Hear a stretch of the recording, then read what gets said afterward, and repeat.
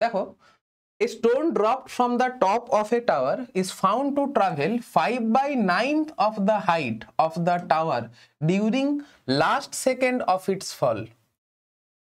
তার মানে কোনো একটা অবজেক্ট যত সেকেন্ড ধরে ফল করেছে তার লাস্ট সেকেন্ডে টোটাল হাইটের 5/9 পার্ট ট্রাভেল করেছে।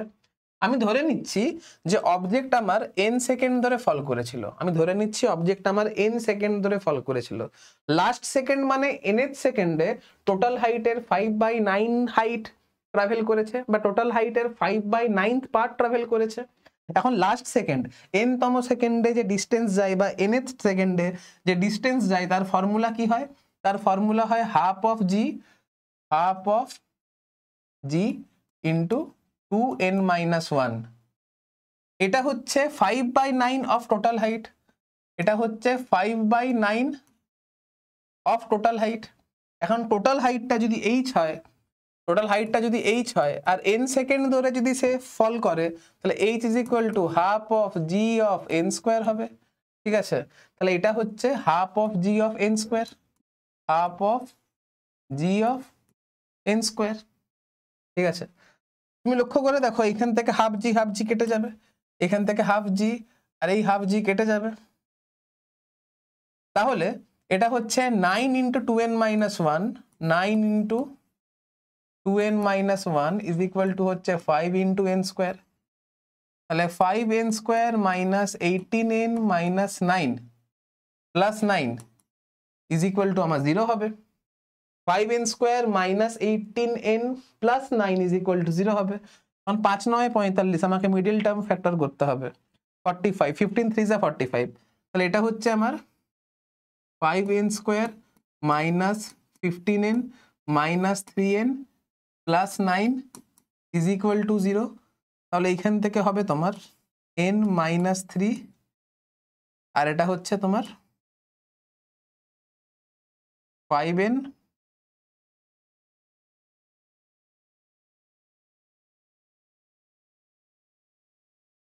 Minus 3 is equal to 0।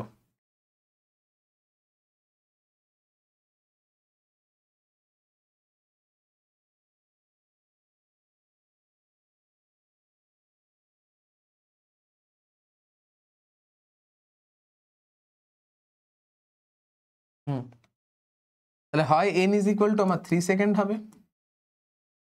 আর না হলে n ইজ ইকুয়াল টু আমার 3/5 সেকেন্ড হবে। এখন n is equal two 3 second আমার অ্যান্সারে দেওয়া আছে, তাহলে n ইজ ইকুয়াল টু মানে n is equal two 3 second আমার অপশনে আছে, তাহলে n is equal two 3 second answer হবে। ঠিক আছে,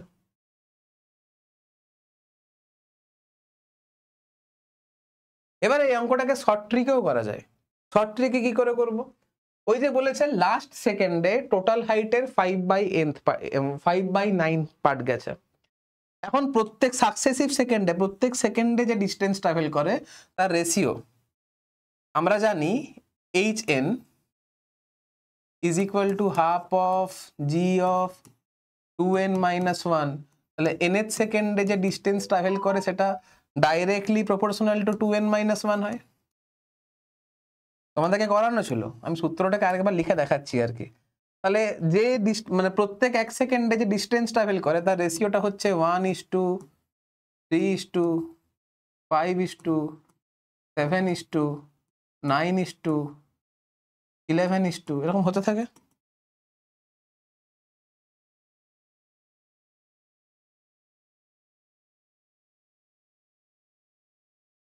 এখন লাস্ট সেকেন্ডে টোটাল হাইটের 5/9 পার্ট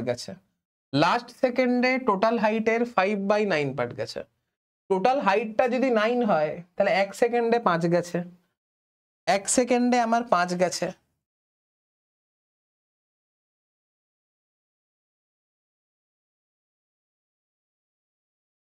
কি করে হবে?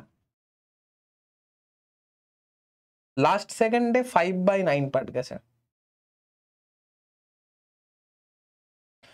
টোটাল হাইটটা যদি 9 হয় তাহলে 1 সেকেন্ডে 5 গেছে, টোটাল হাইটটা যদি 9 হয় তাহলে 1 সেকেন্ডে আমার 5 গেছে, 1 সেকেন্ডে আমার 5 গেছে। টোটাল হাইটটা আমার যদি 9 হয় তাহলে 1 সেকেন্ডে 5 গেছে। তার মানে থার্ড সেকেন্ডে যে ডিস্টেন্স ট্রাভেল করেছে তার রেশিওটা হচ্ছে 5। তাহলে থার্ড সেকেন্ডটাই তার লাস্ট সেকেন্ড। এটা হচ্ছে ফার্স্ট 1 সেকেন্ড, এটা হচ্ছে ফার্স্ট 2 সেকেন্ড, মানে এটা হচ্ছে ফার্স্ট 1 সেকেন্ড, তারপরের 1 সেকেন্ড হচ্ছে এটা, তারপরের 1 সেকেন্ড হচ্ছে এটা, অর্থাৎ এটা হচ্ছে 1তম সেকেন্ড, এটা হচ্ছে 2তম সেকেন্ড, এটা হচ্ছে 3তম সেকেন্ড। মানে থার্ড সেকেন্ডে সে যে ডিস্টেন্স ট্রাভেল করেছে তার রেশিওটা হচ্ছে 5। আর এইখানেও বলেছে যে লাস্ট সেকেন্ডে টোটাল হাইটটা যদি 9 হয় তাহলে তার 5 গেছে হচ্ছে লাস্ট সেকেন্ডে। তাই জন্য এখান থেকে আমি বুঝতে পারলাম যে 3 সেকেন্ড আমার টাইম অফ ফ্লাইট হবে। আমি এটা আন্দাজ করে বলতে পারলাম আর কি। এবারে 9টা আমি কি করে জাস্টিফাই করব? 9টা আমি কি করে জাস্টিফাই করব? আমরা জানি যে h proportional to n square হয়। আমরা জানি যে h আমার প্রপোর্শনাল টু n স্কয়ার হয়। তাহলে 1 সেকেন্ডে যে ডিস্টেন্স যায় সেটা হচ্ছে 1, 2 সেকেন্ডে যে ডিস্টেন্স যায় সেটা হচ্ছে 4, 3 সেকেন্ডে যে ডিস্টেন্স যায় সেটা হচ্ছে 9, 4 সেকেন্ডে যে ডিস্টেন্স যায় সেটা হচ্ছে 16, 5 সেকেন্ডে যে ডিস্টেন্স যায় সেটা হচ্ছে 25। এগুলো তোমাদেরকে করানো আছে।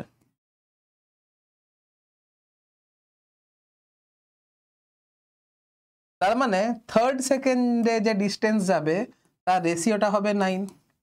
তাহলে থার্ড সেকেন্ডে টোটাল ডিস্টেন্সটা যদি 9 হয় তাহলে তৃতীয়তম সেকেন্ডে যেটা গেছে সেটা হচ্ছে 5। কি বললাম বুঝতে পারলে? 3 সেকেন্ডে টোটাল যে ডিস্টেন্স ট্রাভেল করছে তার রেশিওটা হচ্ছে 9। আর তৃতীয়তম সেকেন্ডে টোটাল যে ডিস্টেন্স ট্রাভেল করছে থার্ডতম সেকেন্ডে যে ডিস্টেন্স ট্রাভেল করছে তার রেশিওটা হচ্ছে 5। তাহলে এটা টোটালটা 5/9 পার্ট হচ্ছে না? তো এখান থেকেও তুমি অঙ্কটা করতে পারো। এবারে যদি এই অঙ্কটা তুমি বুঝতে পারো তাহলে ভালো, না হলে তোমাকে লং ট্রিকে করে দেখতে হবে। ঠিক আছে? তো এইগুলো হচ্ছে শর্ট ট্রিক। তুমি শর্ট ট্রিক তখনই লাগাতে পারবে যখন এই ব্যাপারগুলোতে যখন তোমার একদম পিএইচডি করা থাকবে। ঠিক আছে? নেক্সট একটা আইডেন্টিক্যাল অঙ্ক দেওয়া আছে, দেখো এই অঙ্কটাও কিন্তু সেম শর্ট প্রসেসে সলভ করা সম্ভব। কি বলছে দেখো অঙ্কটা। বলছে a particle is dropped from the top of a tower during its motion it covers 9/25 part of the height of the tower in last 1 second. Last 1 সেকেন্ডে টোটাল হাইটের 9/25 পার্ট কভার করে ফেলেছে। এখন লাস্ট সেকেন্ডে যে ডিস্টেন্স ট্রাভেল করে তার রেশিওগুলো হয় 1, যে ডিস্টেন্স ট্রাভেল করে তার রেশিওগুলো হয় 1:3:5:7:9:11 এরকম হতে থাকে। লাস্ট সেকেন্ডে 9/25, লাস্ট সেকেন্ডে 9/25। এখন 9টা কোথায় আছে খুঁজে বের করো তো। 9টা আছে এইখানে।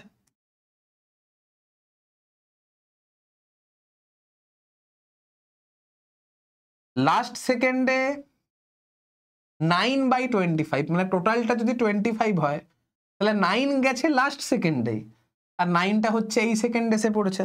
এখন এই সেকেন্ডটা কততম সেকেন্ড হচ্ছে? এটা হচ্ছে 1, এটা হচ্ছে 2, 3, 4, 5। 1, 2, 3 ফার্স্ট সেকেন্ড, দ্বিতীয়তম সেকেন্ড, তৃতীয়তম সেকেন্ড, চতুর্থতম সেকেন্ড, পঞ্চমতম সেকেন্ড। তাহলে টাইম অফ ফ্লাইটটা হচ্ছে 5 সেকেন্ড। টাইম অফ ফ্লাইটটা হচ্ছে 5 সেকেন্ড। তাহলে কতক্ষণ ধরে সে পড়েছে? t is equal two 5 second ধরে অবজেক্ট পড়েছে। তাহলে হাইট ইজ ইকুয়াল টু কত হবে? হাফ ইন্টু জি ইন্টু 5 স্কোয়ার। তার মানে 5 ইন্টু 25 ইজ ইকুয়াল টু হচ্ছে আমার 125 মিটার। এটাকে যদি ভেরিফাই করতে হয় তাহলে আমি কি করে পাবো? এটাকে যদি ভেরিফাই করতে হয় তাহলে আমরা জানি যদি তোমার অবজেক্ট ফ্রি ফল করে তাহলে h is equal to half GT square হয়। এই ক্ষেত্রে প্রত্যেক সেকেন্ডে যে ডিস্টেন্স ট্রাভেল করে তার রেশিওগুলো কত হয়? যেহেতু এখানে h proportional to T square হয় তাহলে রেশিওগুলো কত করে হয়? 1 হয়, তারপরে 4 হয়, তারপরে 9 হয়, তারপরে 16 হয়, তারপরে 25 হয়, তারপরে 36 হয়, ওর এরকম হতে হতে থাকে। তাহলে আমার অবজেক্ট 5 সেকেন্ডে টোটাল যে ডিস্টেন্স ট্রাভেল করেছে সেটা হচ্ছে 25, আর পঞ্চম সেকেন্ডে টোটাল যে ডিস্টেন্স ট্রাভেল করেছে সেটা হচ্ছে 9, রেশিওগুলো 9। তাহলে পঞ্চম সেকেন্ড আর 5 সেকেন্ডে টোটাল যে ডিস্টেন্স, মানে এই যে রেশিওটা 9/25 আসছে, তো পঞ্চম সেকেন্ডে গেছে, পঞ্চম সেকেন্ডে যে ডিস্টেন্স ট্রাভেল করেছে তার রেশিওটা হচ্ছে 9, 5 সেকেন্ডে টোটাল যে ডিস্টেন্স ট্রাভেল করেছে তার রেশিওটা হচ্ছে 25। তাহলে পঞ্চম সেকেন্ডে টোটাল ডিস্টেন্সের 9/25 পার্ট ট্রাভেল করেছে। তো এইভাবে শর্ট ট্রিক দিয়ে তুমি বুঝতে পারো। শর্ট ট্রিকটা বোঝা একটু জটিল হতে পারে, কিন্তু অঙ্কগুলো খুবই শর্টে হবে। দেখো, যত ছোট তোমার অঙ্ক হবে তত বেশি তোমাকে তোমার ব্রেন লাগাতে হবে। এবারে যদি তুমি এই অঙ্কতে বা এই প্রসেসে যদি অভ্যস্ত না থাকো, তাহলে তোমার জন্য রয়েছে নতুন প্রসেস। আর একটা জিনিস তোমাকে বলছি, আমি বলেছি যে টোটাল যে ডিস্টেন্স ট্রাভেল করছে তার রেশিওটা হচ্ছে 25। মনে পড়ছে যখন তোমাদেরকে এর আগের লেকচারে আমি তোমাদেরকে যখন শিখিয়েছিলাম যে H proportional to T square হয়, সেখানে কনস্ট্যান্টটা হাফ অফ জি হয়। এইখানে যে কনস্ট্যান্ট আছে সেই কনস্ট্যান্টটা হলো হাফ অফ জি, মানে 5 হয়। জিটাকে 10 কনসিডার করলে, এবারে 25 হচ্ছে রেশিও, তাহলে টোটাল ডিস্টেন্সটা হবে 25 × 5 = 125। মুখে মুখে অ্যান্সার হয়ে যাবে, ঠিক আছে। টোটাল ডিস্টেন্সটা হচ্ছে, মানে ডিস্টেন্সের রেশিওটা হচ্ছে 25। এখন ডিস্টেন্সটা যদি বের করতে হয় তাহলে 5 দিয়ে গুণ করতে হবে। কেন? কারণ এই যে প্রপোর্শনাল কনস্ট্যান্ট এর ভ্যালুটা হচ্ছে আমার এখানে 5। এবারে তোমাকে যদি অঙ্কটাকে নরমালে করতে হয়, কি করে করবে? লাস্ট সেকেন্ডে যে ডিস্টেন্স যায় তার রেশিও হচ্ছে, তার ভ্যালু হচ্ছে half of g of 2n-1। এটা হচ্ছে 9/25 অফ টোটাল হাইট। টোটাল যদি সে n সেকেন্ড ধরে পড়ে, তাহলে টোটাল সেটি যে ডিস্টেন্স ট্রাভেল করবে সেটা হচ্ছে half of g of n square. আমি কি বললাম? সে টোটাল যে ডিস্টেন্স ট্রাভেল করবে, সে যদি n সেকেন্ড ধরে অবজেক্টটা পড়ে, তাহলে টোটাল যে ডিস্টেন্স ট্রাভেল করবে সেটা হচ্ছে half of g of n square. তাহলে এখান থেকে দেখো হাফ অফ জি কাটবে, এই হাফ অফ জি কাটবে, ঠিক আছে। তাহলে 25 × 2n-1 = 9 × n স্কোয়ার। তাহলে 9n square minus 100n plus 25 = 0। এবারে তোমাকে মিডল টার্ম ফ্যাক্টর করতে হবে। করো, 9 × 25,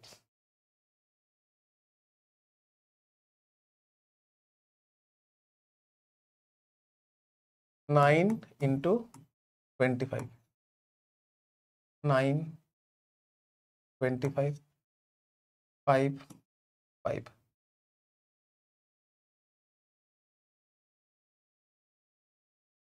5 × 9 = 45, 45 না, হচ্ছে না। এটা হচ্ছে তোমার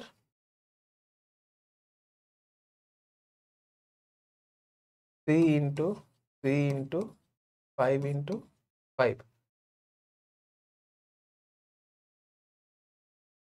× 5, 25 হচ্ছে না তো কোনোভাবে। ভুল করেছি আমি এখানে। 25 × 2 50 হয় না, এটা 50 হবে।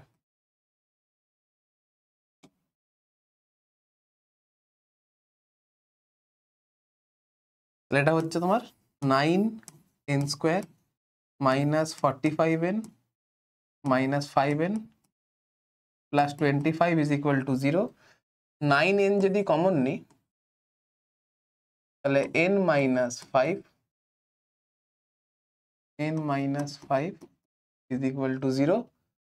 তাহলে n - 5 আর 9n - 5 = 0। তাহলে হয় n = 5 হবে, না হলে n = 5/9 হবে। n = 5 সেকেন্ড হবে অ্যান্সার।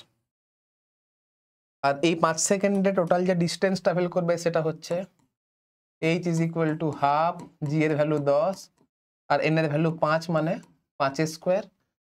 তাহলে এটা 125 মিটার হচ্ছে অ্যান্সার।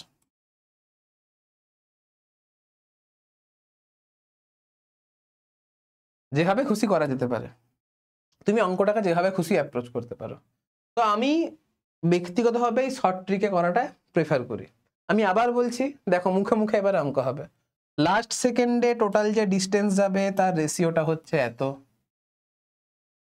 বা প্রত্যেক 1 সেকেন্ডে যে ডিস্টেন্স যায় তার রেশিওটা হচ্ছে এত। লাস্ট সেকেন্ডে টোটালটা যদি 25 হয় তাহলে লাস্ট সেকেন্ডে সে 9 গেছে। 9 কত নম্বরে আছে? 1 2 3 4 5, 5 নম্বরে 9 আছে। ঠিক আছে, এবারে আমি দেখবো প্রত্যেক সেকেন্ডে, 1 সেকেন্ডে 2 সেকেন্ডে 3 সেকেন্ডে পর সেকেন্ডগুলোতে যে ডিস্টেন্স ট্রাভেল করে তার রেশিওটা হচ্ছে এত। এই 9 আর 25 ম্যাচ করছে, তাহলে তবেই তো 9/25 পার্ট হয়ে যাচ্ছে। এখন 25 যে ডিস্টেন্স ট্রাভেল করেছে তার রেশিওটা হচ্ছে 25, তাহলে আমাকে ডিস্টেন্সটা যদি বের করতে হয় তাহলে সিম্পল 5 দিয়ে মাল্টিপ্লাই করলেই আমার অ্যান্সার। তো এইটুকু জিনিস বুঝলেই তোমাদের হবে। ঠিক আছে, এবারে যা এখান থেকে যা অঙ্ক দেখ না কেন তুমি এরকম করে অঙ্কগুলো করতে পারবে। ঠিক আছে, চলো নেক্সট তুলে নাও আগে, তারপরে আমি নেক্সট করাচ্ছি।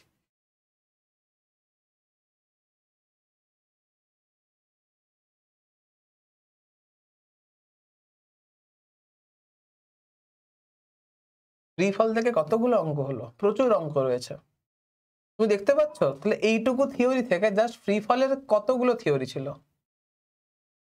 ফ্রি ফলের থিওরি ছিল না বললেই চলে, কিন্তু এখান থেকে কত ধরনের অঙ্ক করা পসিবল। চলো,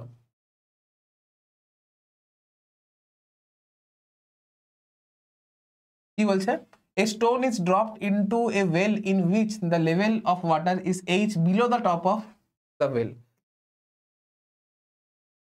If v is the velocity of sound, the time t after which the splash is heard is given by.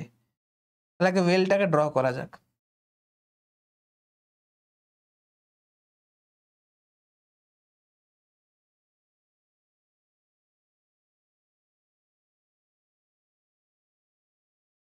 এটা হচ্ছে আমার ওয়েল।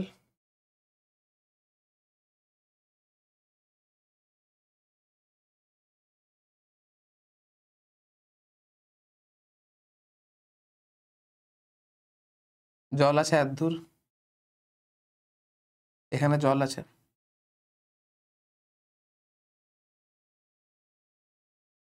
এখানে জল আছে।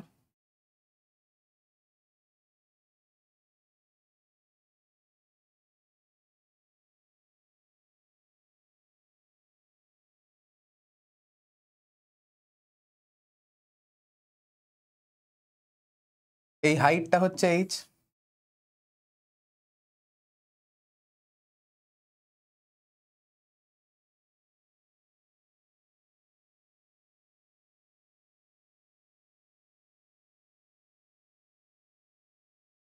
এই হাইটটা হচ্ছে h।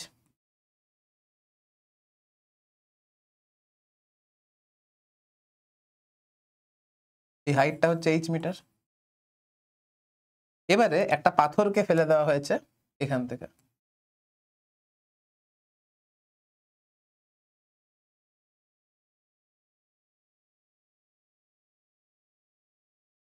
পাথর আমার এখান থেকে পড়বে।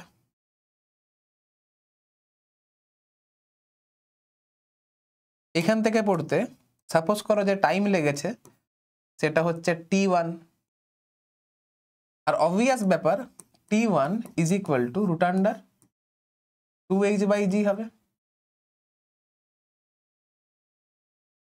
এবারে এখান থেকে সাউন্ড আমার উপরের দিকে উঠবে। সাউন্ড উঠতে যে সময় লাগবে সেটা হচ্ছে t2, আর সাউন্ড আমার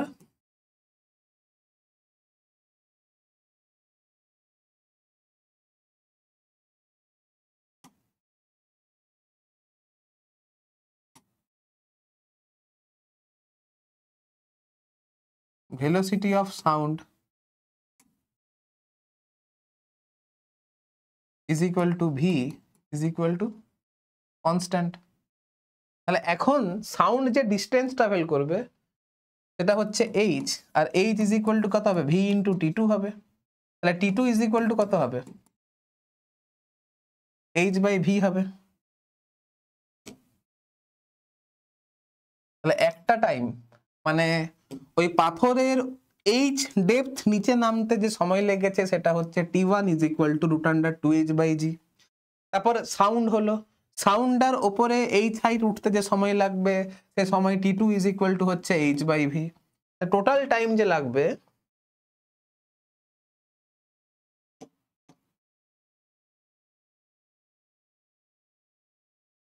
টোটাল টাইম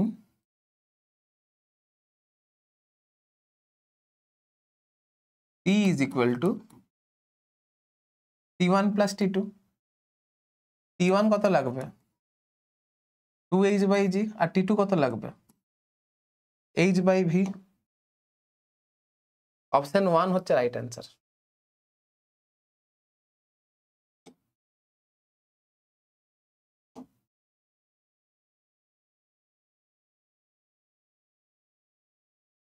সহজ কোয়েশ্চেন ছিল।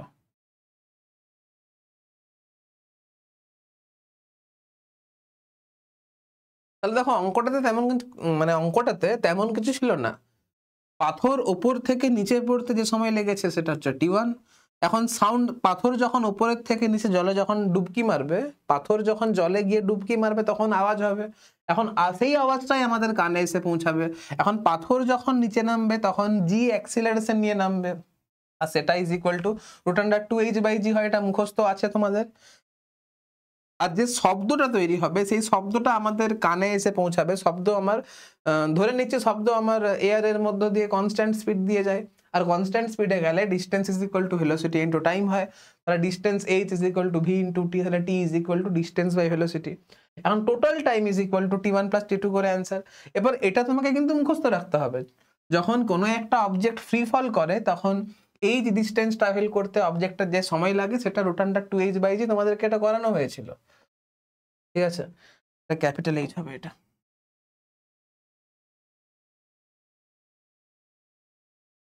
কি করে আসছে সূত্রটা আমি বলে দিচ্ছি আরেকবার। কি হয় h is equal to half gt square হয়, তাহলে t square is equal to কত হচ্ছে 2h/g হবে। তাহলে t কত হবে √2h/g হবে। বাস, চলো নেক্সট। বলছে body falling from height h takes t1 time to reach the ground. The time taken to cover the first half of the height is. First half of the height কত সময় লেগেছে এটা বের করতে হবে।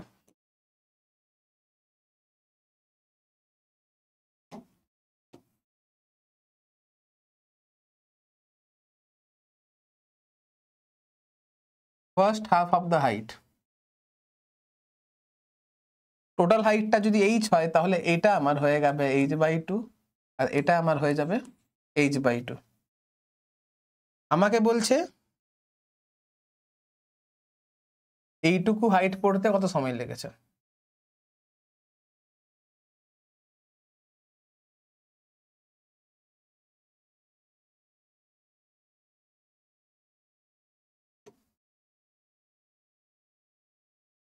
টোটাল টাইমটা যদি t1 হয় তাহলে t2 ইজ ইকুয়াল টু কত লাগবে।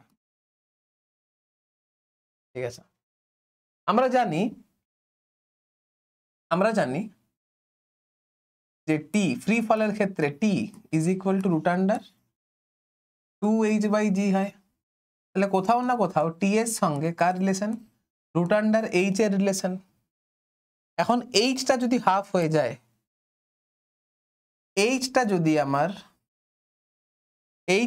আমার হাফ হয়ে যায় তাহলে √h আমার 1/√2 টাইমস হয়ে যাবে। তার মানে t আমার √1/√2 টাইমস হয়ে যাবে। তাহলে t2 এর যে ভ্যালু আসবে সেটা আমার t1/√2 আসবে। t2 এর যে ভ্যালু আসবে সেটা t1/√2 আসবে। t2 ইজ ইকুয়াল টু, এটা অপশন 1 হচ্ছে রাইট অ্যান্সার। সহজ জিনিস ছিল।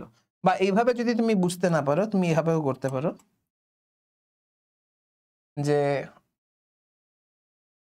t2/t1 is equal two √h2/h1। এখন h2 ইজ ইকুয়াল টু কত ছিল h/2 ছিল, আর h1টা কত ছিল h ছিল। তাহলে t2 is equal two t1/√2 ছিল। এভাবে অঙ্কটা করতে পারো, কিছু নেই অঙ্কটাতে। তো আমি এইভাবে করাটা প্রেফার করব, কারণ তোমাদেরকে বেসিক ম্যাথসে রেশিও অ্যান্ড প্রপোর্শনে শর্ট ট্রিক শেখানো হয়েছিল।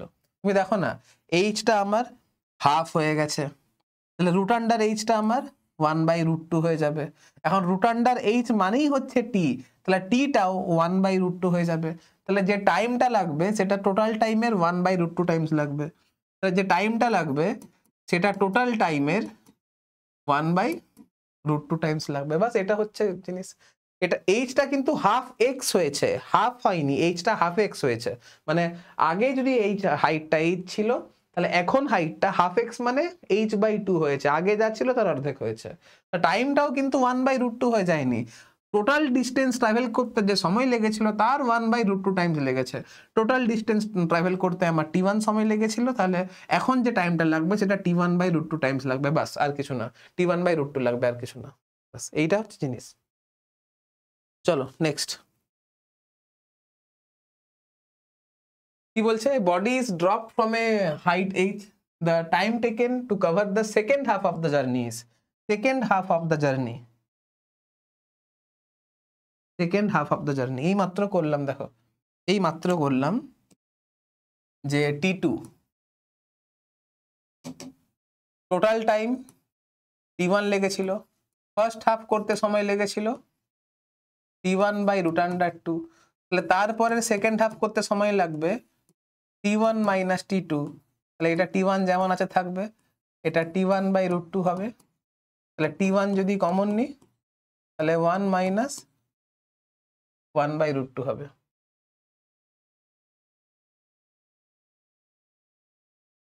এখন t1 is equal to √2h/g into √2 - 1/√2, তাহলে এটা হবে আমার √h/g ইন্টু √2 - 1। কেন? কারণ এইখানে এই √2, এইখানে এই √2 কেটে যাবে, এই হচ্ছে অঙ্ক।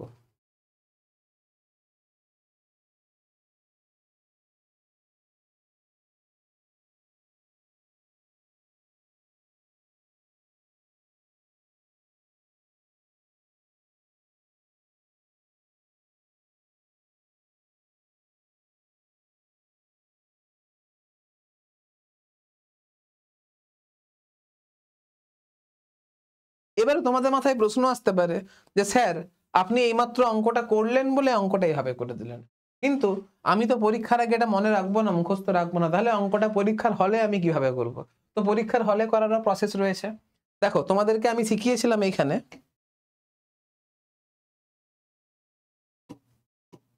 একদম বড় করে শেখানো হয়েছিল যে প্রত্যেক 1 মিটার যেতে যে সময় লাগে তার রেশিওটা হচ্ছে এটা, আর প্রত্যেক h মিটার যেতে যে সময় লাগবে তার রেশিওটা হচ্ছে এটা। প্রথম h মিটার যেতে যে সময় লাগবে, তারপরের h মিটার যেতে যে সময় লাগবে, তারপরের h মিটার যেতে, তারপরের h মিটার যেতে যে সময় লাগবে, সেটা হচ্ছে এটা।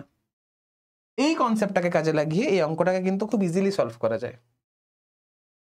অর্থাৎ সাকসেসিভ ডিস্টেন্স যেতে যে সময় লাগে তার রেশিওটা কত হয়, সাকসেসিভ ডিস্টেন্স যেতে, আমি এটাকে মুছে দিই, ছাড়ো, এটা তো যেহেতু আগের অঙ্কের সঙ্গে লিঙ্ক ছিল তাই জন্য অঙ্কটা আমি এভাবে করে দেখিয়েছিলাম।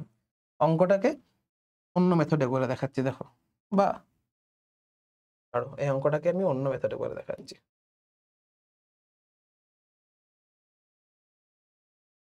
এখানে তো অঙ্কটার অ্যান্সার এটা হয়েছে আমার, এই অঙ্কটাকে আমি অন্য মেথডে করে দেখাচ্ছি, দেখো।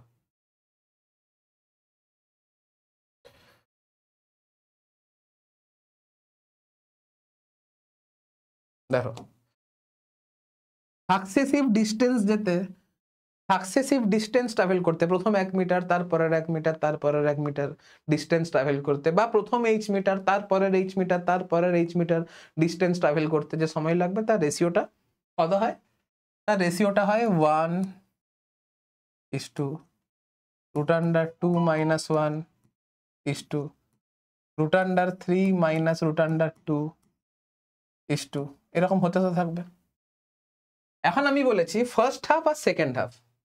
ফার্স্ট হাফ যেতে যে সময় লাগবে সেটা যদি 1 হয়, তারপরের সেকেন্ড হাফ যেতে যে সময় লাগবে সেটা √2 হবে, √2 - 1 হবে। তাহলে ফার্স্ট হাফ যেতে যে সময় লেগেছে সেটা যদি t1 হয়, তারপরের হাফ যেতে যে সময় লাগবে সেটা যদি t2 হয়, তার রেশিওটা 1/√2 - 1 হবে।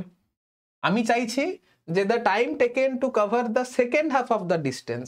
তাহলে এইখান থেকে আমি করতে পারি t2 divided by t2 plus t1 is equal to t2 এর মান কত? √2 - 1। আর t2 প্লাস t1 এর ভ্যালু কত? √2 - 1 প্লাস 1। আর t2 প্লাস t1 টাই টোটাল টাইম। তো এটাকে করতে পারি t2 by total time t is equal to √2 - 1 by √2। এখন t2 is equal to √2 - 1 by √2, আর টোটাল টাইমটা হয় √2h/g। তাহলে এইখান থেকে এই √2 আর এই √2 কেটে যাবে। তাহলে আমার যে টাইম t2 সেটা অ্যান্সারটা আসবে কত? √2 - 1 বাই √h/g। এটা হচ্ছে অ্যান্সার, যেটা আবার এটার সঙ্গে আবার ম্যাচ করছে।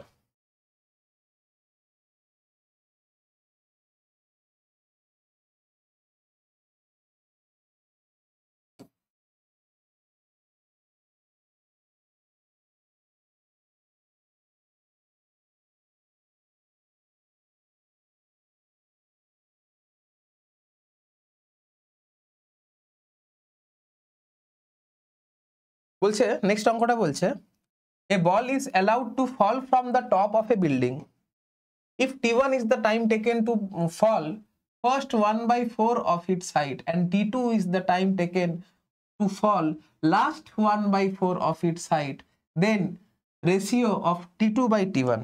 দেখো প্রথম h, তারপরের h, তারপরের h, তারপরের h, মানে প্রথম h/4,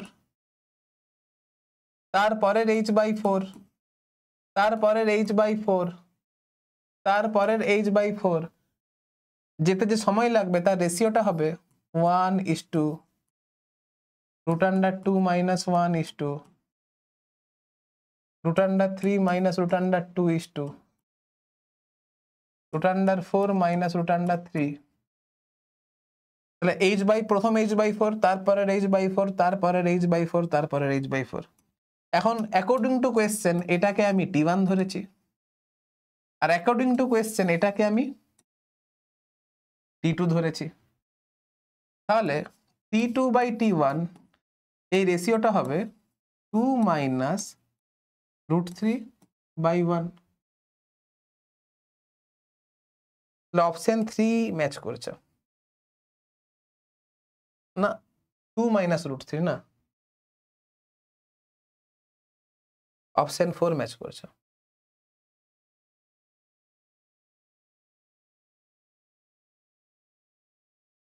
এই তো হয়ে গেল।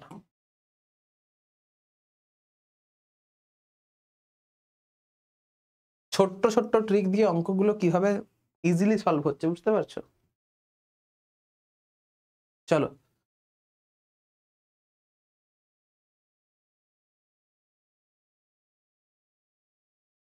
এবারে নতুন থিওরি। এতক্ষণ ধরে যা পড়লাম সব কটা অঙ্ক কিন্তু ফ্রি ফলের কোয়েশ্চেন। এবারে ফ্রি ফলের যে যে কোয়েশ্চেন গুলো করলে সেগুলো রিভাইজ করো, কত ধরনের কোয়েশ্চেন করলে এই ধরনের কোয়েশ্চেন গুলো ভালো করে রিভাইজ করো, ভালো করে দেখো, খাতায় প্র্যাকটিস করো, তারপরে নেক্সট টাইপে আবার আসবো। ঠিক আছে? তো দেখো এবারে কি বলছে, এটা কিন্তু থিওরি। হ্যাঁ, বলছে the motion is independent of the mass of the body as mass is not involved in any equation of motion. কতগুলো ইকুয়েশন অফ মোশন আমরা পড়েছিলাম?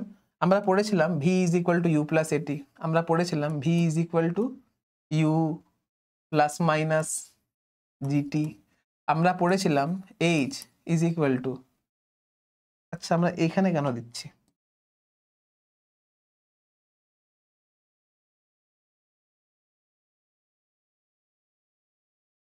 আমরা পড়েছিলাম v is equal to u gt, আমরা পড়েছিলাম h is equal to ut half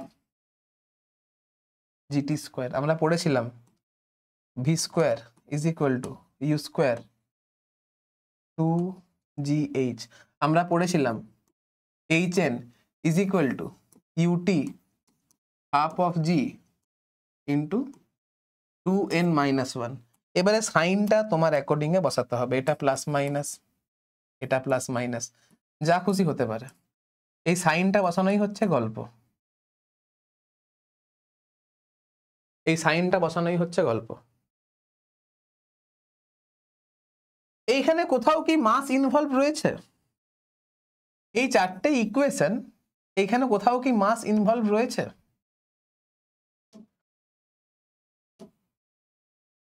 এই চারটে ইকুয়েশনই independent on mass.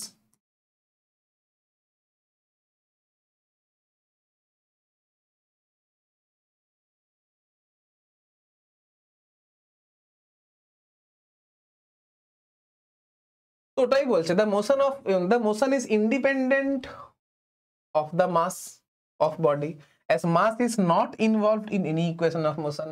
It is due to this reason that a heavy and light body when released from same height reach the ground simultaneously and with same velocity. এটা দেখো, তুমি কোনো একটা specific height থেকে তুমি কোনো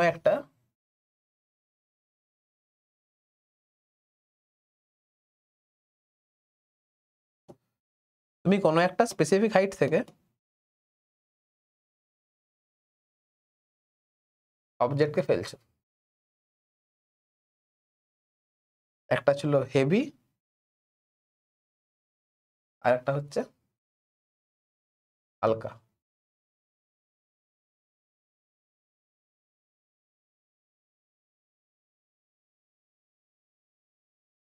এর মাসটা হচ্ছে m1, এর মাসটা হচ্ছে m2, এদের দুজনকে তুমি এই সাইড থেকে ফেলেছো।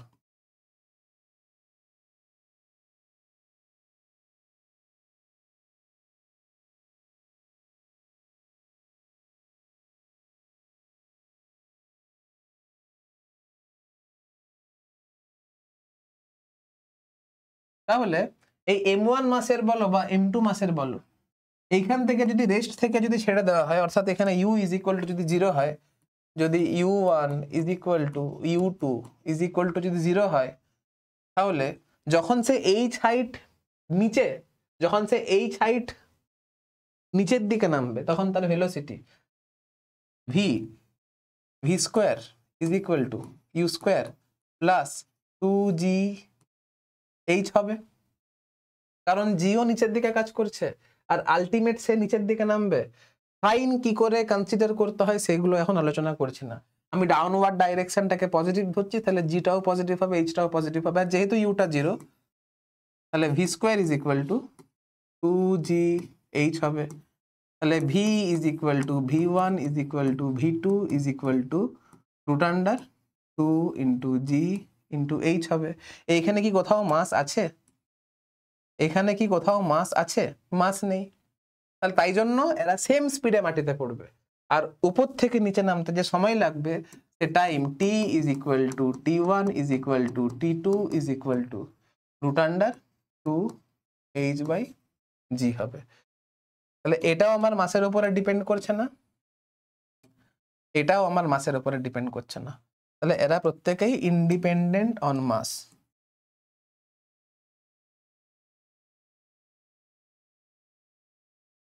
ইন্ডিপেন্ডেন্ট অন মাস, বাস গল্প শেষ। এবারে এখান থেকেই থিওরি আসবে, মানে এই থিওরি থেকেই কোশ্চেন আসবে। বলছে 3 different object of mass m1 m2 m3 are allowed to fall from rest from the same point O along different frictionless paths. The speed of 3 objects on reaching the ground will be in ratio. Obviously 1:1:1 হবে, কারণ মাসের উপরে তো depend করে না, এই মাত্র দেখলাম মাসের উপরে ডিপেন্ড করে না।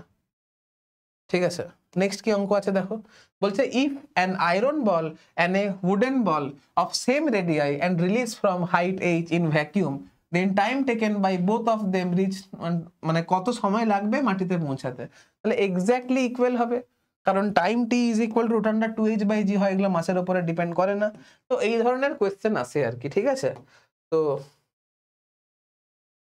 তাহলে এই জিনিসটা কিন্তু যদি তোমার মাথার মধ্যে থাকে তাহলে পরীক্ষায় এই ধরনের কোয়েশ্চেন গুলোকে ইজিলি, তোমাকে অঙ্কগুলো কষারও কোনো প্রয়োজন হবে না, তুমি এমনিই করতে পারবে। ঠিক আছে, চলো নোট করে নাও এটা।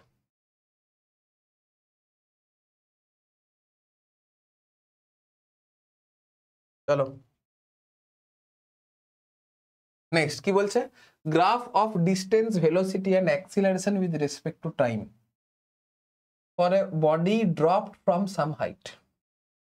যখন কোনো একটা বডিকে সাম হাইট থেকে যখন ড্রপ করা হয় তখন প্রথম কথা এইচ ইজ ইকুয়াল টু কত হয়, ডিস্টেন্স, টোটাল যে ডিস্টেন্স ট্রাভেল করে, এইচ ইজ ইকুয়াল টু আমার হাফ জিটি স্কোয়ার হয়।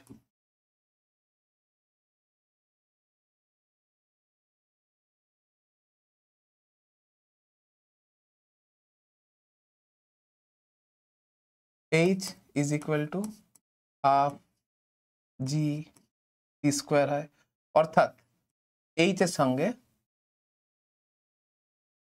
টি স্কোয়ারের ডাইরেক্ট রিলেশন। আচ্ছা, V square is equal to 2 × G × H হয়, তাহলে কোথাও না কোথাও ভি স্কোয়ারের সঙ্গে এইচ এর ডাইরেক্ট রিলেশন। আচ্ছা, ভি ইজ ইকুয়াল টু জি টি হয়, তাহলে কোথাও না কোথাও ভি এর সঙ্গে টি এর direct relation. Acceleration is equal two কি হয়, জি হয়, তাহলে অ্যাক্সিলারেশনের সঙ্গে t⁻0 ডাইরেক্ট রিলেশন। এবারে এই প্রত্যেকটা জিনিস দেখো এবারে কাজে লাগাবো।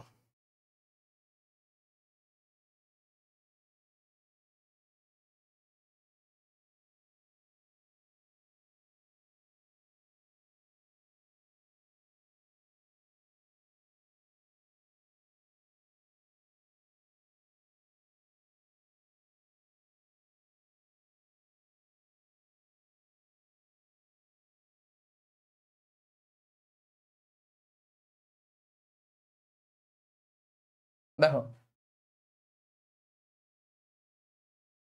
প্রথমে আমি ডিস্টেন্স অর্থাৎ এইখানে রিপ্রেজেন্ট করব এইচ কে, এইখানে রিপ্রেজেন্ট করব টি কে, আর আমি এইমাত্র দেখলাম এইচ এর সঙ্গে টি স্কোয়ারের ডাইরেক্ট রিলেশন, এই মাত্র দেখলাম এইচ এর সঙ্গে টি স্কোয়ারের ডাইরেক্ট রিলেশন, তাহলে ডিসপ্লেসমেন্ট ভার্সেস টাইম কার্ভটা কি হবে, এইচ এর সঙ্গে টি স্কোয়ারের ডাইরেক্ট রিলেশন, তাহলে অবভিয়াসলি একটার পাওয়ার হচ্ছে 1, একটার পাওয়ার হচ্ছে 2।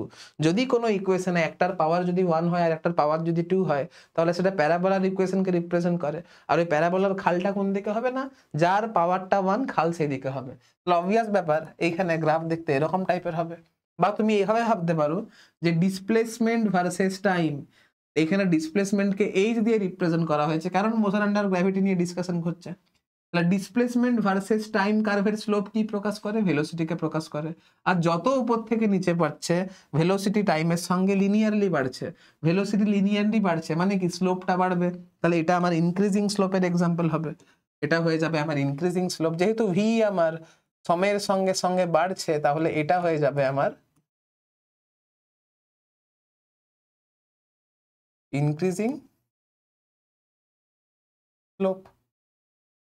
এবারে আমি যদি এখানে ভেলোসিটি ভার্সেস টাইমকে যদি প্লট করি তাহলে অবভিয়াস ব্যাপার কার্ভ দেখতে কেমন হবে, কার্ভ দেখতে এরকম হবে।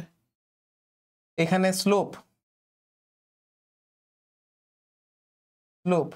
Is equal two dv/dt is equal to G K represent করবে। কেন স্ট্রেট লাইন হলো, কারণ আমার ভি এর সঙ্গে টি এর আমার ডাইরেক্ট রিলেশন। এবারে অ্যাক্সিলারেশন ভার্সেস টাইম যদি আমি প্লট করি, এটা হচ্ছে এদিকে রিপ্রেজেন্ট করবো অ্যাক্সিলারেশনকে, এদিকে রিপ্রেজেন্ট করবো টি কে। তাহলে অ্যাক্সিলারেশন ভার্সেস টাইম যদি রিপ্রেজেন্ট করি, কোনো একটা অবজেক্টকে যদি যখন আমি নিচের দিকে ছুটবো তখন ডাউনওয়ার্ড ডাইরেকশনটাকে আমি পজিটিভ ডাইরেকশন কনসিডার করি, আর এ এর ভ্যালু আমার জি হয়, তাহলে আমার এখানে কার্ভটা টি অ্যাক্সিসের সঙ্গে প্যারালাল হবে। A is equal to g is equal to constant. আর কি কার্ভ হতে পারে? ও তিনটে কার্ভই তো বলেছে, আর তো কিছু বলে দেয়নি, তাহলে বেকার আমি আর কেন করতে যাব। হ্যাঁ, এবারে তোমাকে যদি বলে দেয় যে টি স্কোয়ারের সঙ্গে এইচ এর রিলেশন কি, তোমাকে যদি বলে দেয় যে এইদিকে আমি টি স্কোয়ারকে প্লট করছি, এইদিকে আমি এইচ কে প্লট করছি, তাহলে টি স্কোয়ারের সঙ্গে এইচ এর কি রিলেশন? দেখো, প্রথম কথা, এইচ ইজ ইকুয়াল টু হয়ে গেছে half of g of t square.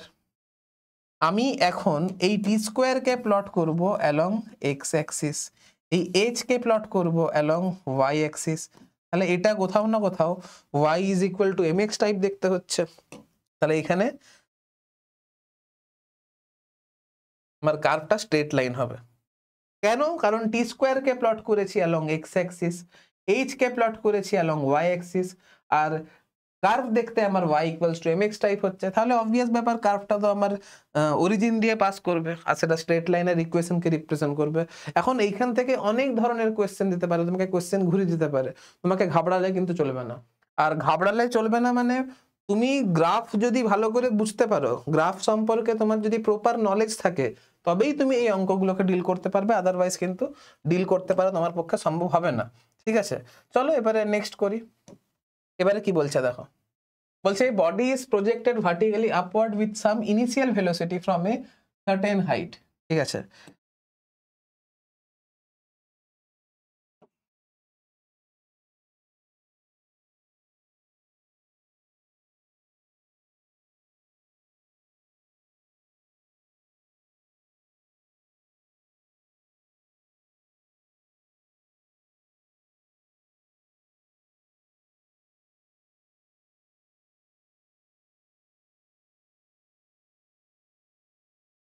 Certain height, এটা হচ্ছে মাটি।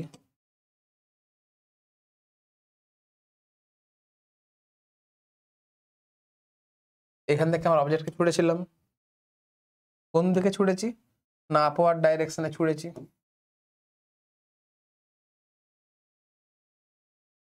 আপওয়ার্ড ডাইরেকশনে you ভেলোসিটিতে ছুঁড়েছি।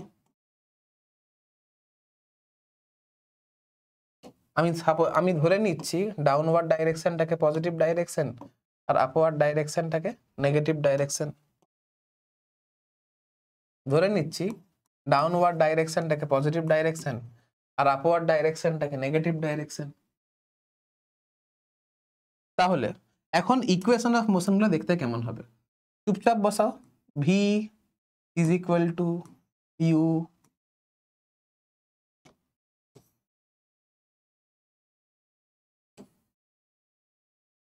V u GT,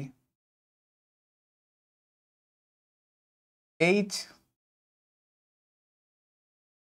UT half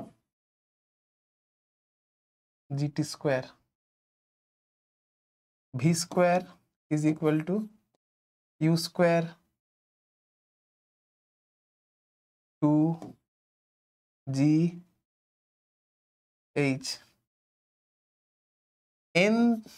nth সেকেন্ডে যে ডিস্টেন্স ট্রাভেল করবে সেটা hn is equal to u half of g 2n minus 1। এবারে কি কি সাইন বসবে সেটা হচ্ছে ব্যাপার। ওপরের দিকে ছুটেছি আর আপওয়ার্ড ডাইরেকশনটাকে নেগেটিভ ডাইরেকশন ধরেছি, তাহলে u is equal to minus হবে। জি কোন দিক কাজ করছে? জি নিচের দিকে কাজ করছে আর ডাউনওয়ার্ড ডাইরেকশনটা পজিটিভ, তাহলে এটা প্লাস হবে। ওপরের দিকে ছুঁড়েছি তাহলে ইউ আমার মাইনাস হবে, জি নিচের দিকে কাজ করছে তাহলে এটা আমার প্লাস হবে। আচ্ছা, ইউ প্লাস হোক মাইনাস স্কোয়ার আমার প্লাসই হবে। আর জিও নিচের দিকে কাজ করছে আর আলটিমেট অবজেক্ট নিচের দিকে নামবে, তাহলে এটাও আমার প্লাস হবে। ইউ আমার মাইনাস হবে আর জি আমার প্লাস হবে। এই হচ্ছে ঘটনা।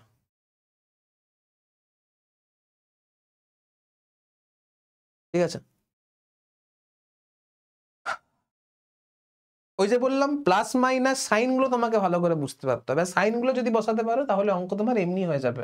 এবারে এখান থেকে কি কি কোশ্চেন আসতে পারে সেটা আমরা অঙ্ক করলেই বুঝতে পারবো, সাইনটা ভালো করে বোঝার চেষ্টা করবে। ঠিক আছে,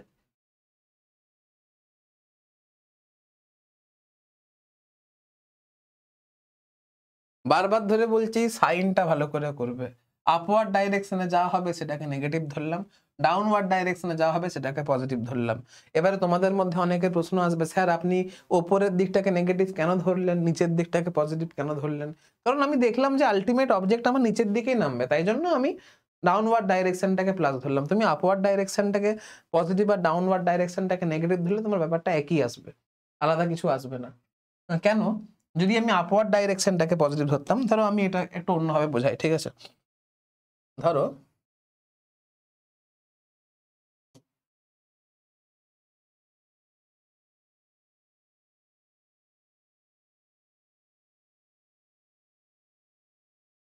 আমি আপওয়ার্ড ডাইরেকশনটাকে আমি পজিটিভ ধরলাম আর ডাউনওয়ার্ড ডাইরেকশনটাকে আমি নেগেটিভ ধরলাম। তাহলে এখন আমার যে ইকুয়েশন অফ মোশন গুলো আসতো,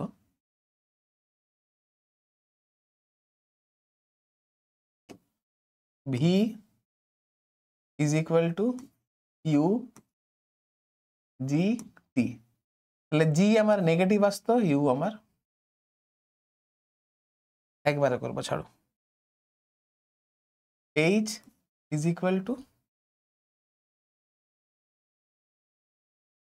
UT half of gt square, v square is equal to u square 2gh, hn is equal to u half of g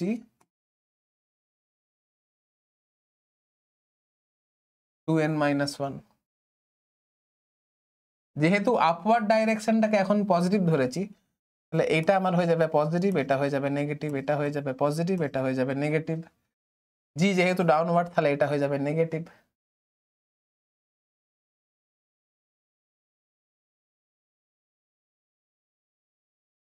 আচ্ছা হ্যাঁ, জি কাজ করবে নিচের দিকে, আলটিমেট অবজেক্টও আসবে নিচের দিকে, মানে এইটা হবে নেগেটিভ, জিটা হবে নেগেটিভ আর এইচটা হবে নেগেটিভ, মাইনাসে মাইনাসে প্লাস হয়ে যাবে এটা আমার। আর জিটা হচ্ছে আমার নেগেটিভ, ইউটা হচ্ছে আমার পজিটিভ, বাস এই হচ্ছে গল্প। তাহলে ইউ মাইনাস জিটি হবে, এখানে মাইনাস ইউ প্লাস জিটি হচ্ছে, এখানে ইউ মাইনাস জিটি হবে, ব্যাপারগুলো একই। তোমার এখানে ধরো সাপোজ করো টি সময় পরে অবজেক্ট যদি নিচের দিকে নামে, তখন ভি এর ভ্যালু আমার এখানে পজিটিভে বেরোবে, এখানে আমার নেগেটিভে বেরোবে, ব্যাপারগুলো একই হবে, কোনো পার্থক্য হবে না, চিন্তা করার কোনো দরকার নেই, ঠিক আছে? তো আমি বলছি অত কন্ট্রোভার্সিতে না গিয়ে তুমি এই প্রসেসে করবে, অঙ্কগুলো করতে সহজ হবে। আমি বলছি অ্যান্সার আমার একই আসবে। ডাউনওয়ার্ড ডাইরেকশনটাকে তুমি যদি পজিটিভ ধরো, তাহলে নিচের দিকে যখন নামবে তখন অ্যান্সার আমার পজিটিভে আসবে, যদি তুমি এই প্রসেসে করো। আর ডাউনওয়ার্ড ডাইরেকশনটাকে যদি নেগেটিভ করো, যখন অবজেক্ট নিচের দিকে নামবে আর তখন তুমি যদি এই প্রসেসে করো, অ্যান্সার আমার নেগেটিভ আসবে। নেগেটিভ আমার এটাই ইমপ্লাই করবে ভেলোসিটির ডাইরেকশনটা নিচের দিকে কাজ করছে, ঠিক আছে? আমি যদি পারি তাহলে একটা অঙ্ক করে দেখাবো, ঠিক আছে? চলো এখন অঙ্কতে আসি, অঙ্ক কি বলছে দেখো।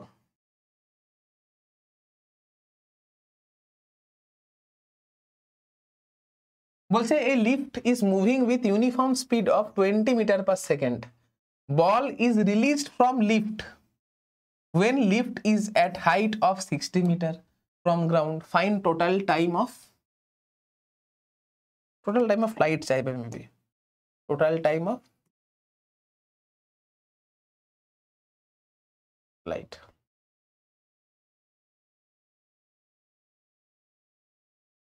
দেখো যখন লিফটের হাইট 60 মিটার ছিল, তখন কোনো একটা অবজেক্টকে লিফট থেকে রিলিজ করা হয়েছিল।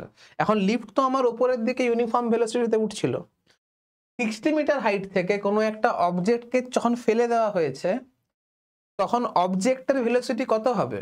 আমি ধরো সাপোজ করো লিফটে আছি, লিফট এখন আস্তে আস্তে উপরের দিকে উঠছে, তাহলে আমিও উপরের দিকে উঠছি আর আমার সঙ্গে সঙ্গে অবজেক্টও উপরের দিকে উঠছে। তখন আমি যদি লিফট থেকে কোনো একটা অবজেক্টকে যখন রিলিজ করব, তখন আমার ভেলোসিটি যা হবে, লিফটের ভেলোসিটি তা হবে, আর অবজেক্টের ভেলোসিটিও তা হবে। তাহলে এই যে অঙ্কটা, সেটা ইকুইভ্যালেন্ট হবে এর সঙ্গে, মানে কোনো একটা অবজেক্টকে এই হাইট থেকে উপরের দিকে ছুড়ে দিলে যা কেস হবে, একটা চলন্ত লিফট যেটা উপরের দিকে ইউনিফর্ম ভেলোসিটিতে উঠছিল, 60 মিটার হাইট থেকে কোনো একটা লিফটকে, মানে যখন লিফটটা 60 মিটার হাইটে ছিল আর লিফট থেকে কোনো একটা অবজেক্টকে যদি ফেলে দিই, তাহলে আমার সেম সিচুয়েশন হবে। ঠিক আছে।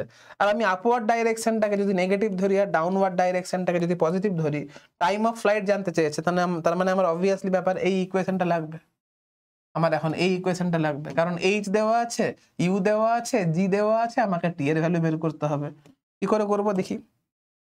তাহলে এইচ ইজ ইকুয়াল টু, যেহেতু উপরের দিকে আমার ইনিশিয়াল ভেলোসিটি কাজ করছে তাহলে মাইনাস ইউটি, জি নিচের দিকে কাজ করছে তাহলে হাফ জিটি স্কোয়ার, আর অবজেক্ট যেহেতু ফাইনালি আমার নিচেই নামবে তাহলে এইচটাকে আমি প্লাস ধরেছি। অবজেক্ট তো আমার আলটিমেট নিচেই নামবে, তাহলে এইচটাকে প্লাস ধরেছি, আর এইচের জায়গায় আমার 60 বসাবে, মানে আলটিমেট অবজেক্ট আমার নিচের দিকে পড়বে, আর এই হাইটটা আমার 60 বলে দিয়েছে, তাহলে এইচের জায়গায় প্লাস 60 করব।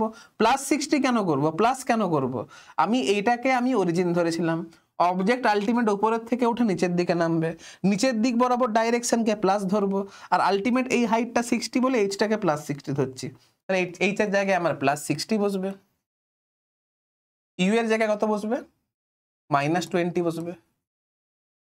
ইউ তো আমার 20, যেহেতু সাইন আমি অলরেডি বসিয়ে দিয়েছি তাই জন্য এইভাবে করলাম, minus 20 into T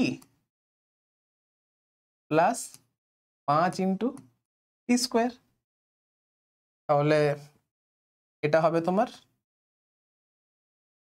12 is equal to minus of 4t plus of t square, তাহলে t square minus 4t minus 12 is equal to 0, 12, 5 2 12, t square minus 60 plus 2t minus 12 is equal to 0, তাহলে t minus 6 t plus 2 is equal to 0, তাহলে obvious ব্যাপার t is equal two 6 হবে। এবারে দেখো, যদি আমি এই ইকুয়েশনটাকে যদি মিলিয়ে দিতে পারি তাহলে এই গল্প শেষ আমার। আমি তোমাকে আরেকটা নিয়মে করে দেখাচ্ছি, দেখো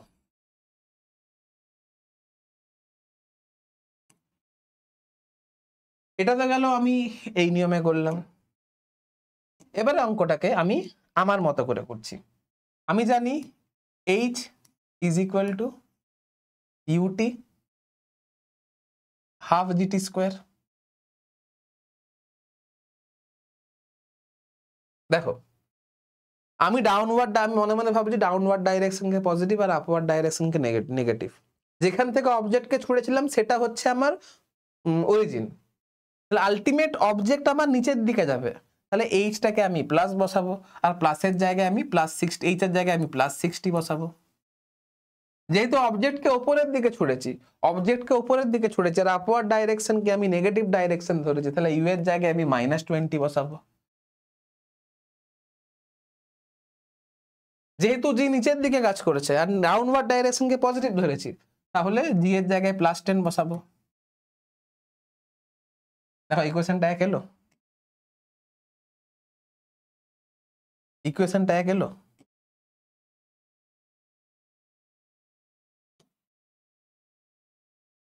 এবারে তুমি যদি প্রসেসকে মুখস্থ রাখো, যে আপওয়ার্ড দিকে ছুটলে কোনো একটা সার্টেন হাইট থেকে আপওয়ার্ড দিকে ছুটলে এই নিয়ম, কোনো একটা অবজেক্টকে ফ্রি ফল করলে এই নিয়ম, কোনো একটা অবজেক্টকে মানে একটা স্পেসিফিক হাইট থেকে ডাউনওয়ার্ড দিকে ছুটলে এই নিয়ম, তাহলে তুমি কিন্তু একটা সূত্রের কিন্তু 50টা রূপ হতে পারে, 50টা ফর্ম হতে পারে। এখন 50টা ফর্ম তুমি যদি মুখস্থ রাখো তাহলে তোমার পক্ষে কিন্তু পরীক্ষার হলে একদম গুলিয়ে যাবেই যাবে, আর তখন তুমি অঙ্ক করতে পারবে না। তাই জন্য আমি বলি যে বেসিক সূত্র h is equal to plus u t plus half GT square, v is equal to u plus g t, তারপরে v square is equal to u square plus 2gh, এই সূত্রগুলো মনে রাখবে, আর সাইনটা নিজের মতো করে বসাবে, একটা স্পেসিফিক ডাইরেকশনকে পজিটিভ ধরবে, একটা স্পেসিফিক ডাইরেকশনকে নেগেটিভ ধরবে। এবার তোমাদের মাথায় প্রশ্ন আসতে পারে যে স্যার আপনি শুধুমাত্র আপওয়ার্ড ডাইরেকশনটাকে পজিটিভ করেছেন, এবারে আপওয়ার্ড ডাইরেকশনকে আপনি নেগেটিভ করেছেন, আপনি এবারে আপওয়ার্ড ডাইরেকশনকে পজিটিভ করুন আর ডাউনওয়ার্ড ডাইরেকশনকে নেগেটিভ করুন। ঠিক আছে, চলো আমি এবারে করছি। আমি এবারে নিচ্ছি আপওয়ার্ড ডাইরেকশনকে পজিটিভ নিচ্ছি আর ডাউনওয়ার্ড ডাইরেকশনকে আমি নেগেটিভ নিচ্ছি। চলো আপওয়ার্ড ডাইরেকশনকে পজিটিভ নিচ্ছি আর ডাউনওয়ার্ড ডাইরেকশনকে নেগেটিভ নিচ্ছি, আর এইখান থেকে কোনো একটা অবজেক্টকে ফেলে দেওয়া হয়েছে।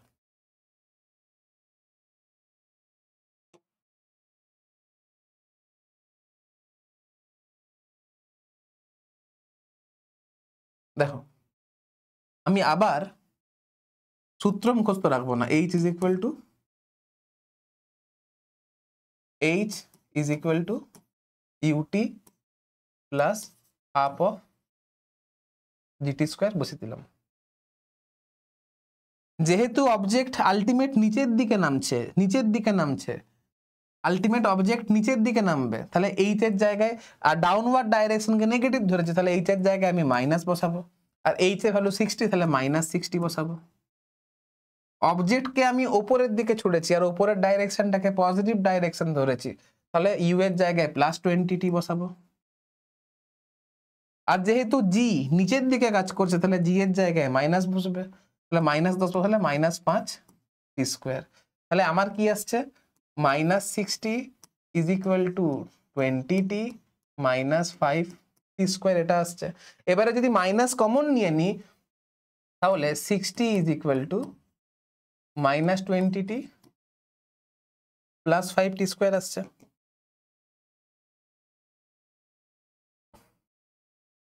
দেখো এই ইকুয়েশন আর এই ইকুয়েশন, এদের মধ্যে কি কোনো পার্থক্য আছে? কোনো পার্থক্য নেই। তাহলে তুমি যা খুশি নিয়ম ধরো, কোনো অসুবিধা নেই।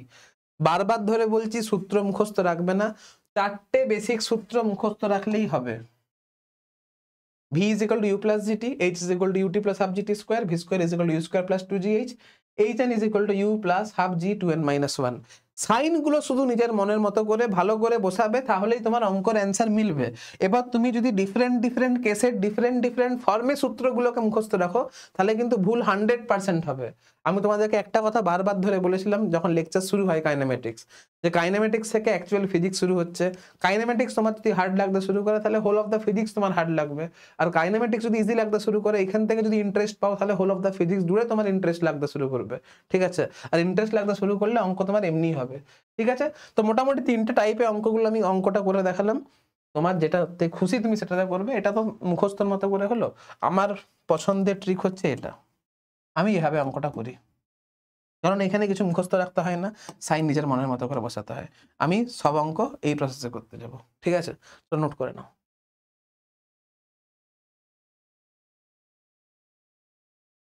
দেখো নেক্সট অঙ্ক কি বলছে, a stone thrown upward with a speed u from top of tower reach the ground with a speed 4u। আমাকে এখানে ইনিশিয়াল স্পিড বলে দিয়েছে, গ্রাউন্ডে পড়ার সময় স্পিড কত হবে বলে দিয়েছে, হাইট অফ দ্য টাওয়ার চেয়েছে। তাহলে আমার এইখানে ভি বলা আছে, আমার এখানে ইউ বলা আছে, হাইট অফ দ্য টাওয়ার জানতে চেয়েছে, তাহলে অবশ্যই ভি ইউ এইচ তিনটেই বলে দেওয়া আছে। ভি ইউ এইচ তিনটেই বলে দেওয়া আছে, তাহলে আমি অবভিয়াস ব্যাপার এই ইকুয়েশনটাকেই কাজে লাগাবো। তাহলে v square is equal to u square plus 2gh লাগাবো। তাহলে v square is equal to u square plus 2gh। যদি তুমি আপওয়ার্ড ডাইরেকশনকে পজিটিভ ধরো, তাহলে ডাউনওয়ার্ড ডাইরেকশন নেগেটিভ হবে। আর জি যেহেতু নিচের দিকে কাজ করছে, তাহলে জি এর জায়গায় নেগেটিভ হবে। আলটিমেট অবজেক্ট উপর থেকে নিচে পড়েছে, তাহলে এইচটাও নেগেটিভ হবে। তাহলে মাইনাসে মাইনাসে প্লাস হয়ে গেল। যদি তুমি ডাউনওয়ার্ড ডাইরেকশনকে পজিটিভ ধরো আর আপওয়ার্ড ডাইরেকশনকে নেগেটিভ ধরো, ডাউনওয়ার্ড ডাইরেকশনে জি কাজ করছে বলে জি পজিটিভ, ডাউনওয়ার্ড ডাইরেকশনে এইচ কাজ করছে বলে এইচ পজিটিভ, প্লাসে প্লাসে প্লাস হবে, তাই জন্য এখানে প্লাস চলে এলো। এরপরে ইউ এর ভ্যালু মাইনাস বসাও বা প্লাস বসাও, মাইনাসের স্কোয়ারও প্লাস আসবে আর প্লাসের স্কোয়ারও প্লাস আসবে, তাই জন্য ইউ নিয়ে কোনো মাথা ব্যথা করবো না। তাহলে মাইনাসে মাইনাসে প্লাস হলো বলে আমি এখানে প্লাস বসালাম, প্লাসে প্লাসে প্লাস হলো বলে এখানে প্লাস বসালাম। যদি একটা প্লাস একটা মাইনাস হতো, তাহলে কিন্তু এখানে মাইনাস বসে যেত। ঠিক আছে? এবারে ভি এর ভ্যালু কত আছে, 4u, তাহলে এখানে বসাবো, তাহলে এখানে বসাবো 4u তার হোল স্কোয়ার, এটা বসবে ইউ স্কোয়ার প্লাস 2gh। তাহলে এটা হচ্ছে 15u square is equal to 2gh। তাহলে h ইজ ইকুয়াল টু হবে 15u স্কোয়ার বাই 2g। চলো নেক্সট অঙ্ক। বলছে balloon start rising from the ground with an acceleration of এত, a stone is released from the balloon after 10 second. 10 second পরে balloon থেকে একটা স্টোনকে release করা হয়েছে, তার মানে 10 সেকেন্ড পরে বেলুন কত হাইটে গেছে? 10 সেকেন্ড পরে height attend by balloon HB is equal to half of a t square, তাহলে হাফ ইন্টু 1.25 মানে 125/100, আর টি স্কোয়ার মানে হচ্ছে 10 ইন্টু 10, তাহলে এটা হয়ে যাবে 125/2। এবার এত হাইট থেকে একটা স্টোনকে রিলিজ করা হয়েছে, এবার এত হাইট গিয়ে বা এত সেকেন্ড পরে বেলুনের ভেলোসিটি ভিবি কত হবে? ভি ইজ ইকুয়াল, বেলুনের velocity VB is equal two acceleration of balloon into time হবে, কারণ বেলুন তো রেস্ট থেকে যাত্রা শুরু করেছিল না, রেস্ট থেকে শুরু করেছিল। Acceleration of balloon is equal two 1.25, টাইমটা কত আছে 10, তাহলে এটা কত হচ্ছে 12.5 মিটার পার সেকেন্ড। এবারে কি বলছে? Maximum height of stone from the ground, maximum height of stone from the ground, একের question, max height of stone is equal to H max is equal to height of balloon by height, maximum height of stone। height of balloon কত আছে? 125/2, আর balloon থেকে আমি একটা স্টোনকে release করেছি, স্টোনকে release করার মুহূর্তে স্টোনের যে স্পিড হবে সেটা বেলুনের স্পিড হবে, মানে বেলুনের যে স্পিড ছিল 12.5, অত স্পিডে ইনিশিয়ালি পাথরটা উপরের দিকে উঠছিল, তাহলে এখানে 12.5 তার whole square by 2g, 2 into 10, এটা হবে অ্যান্সার।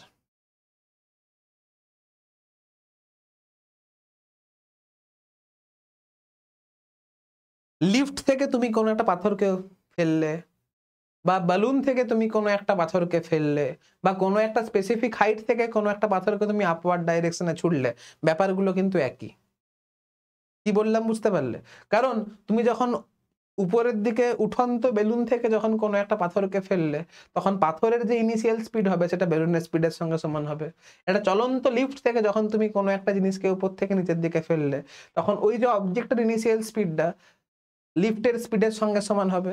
আর তুমি যখন কোনো একটা স্পেসিফিক হাইট থেকে যখন কোনো একটা অবজেক্টকে ফেললে, তার ক্ষেত্রে যা ইকুয়েশন হয় এর ক্ষেত্রে সেম ইকুয়েশন হবে। ঠিক আছে, এবারে বলছে time taken by stone to reach the ground. আমি এটা সলভ করছি না, নিজেরা সলভ করে নেবে।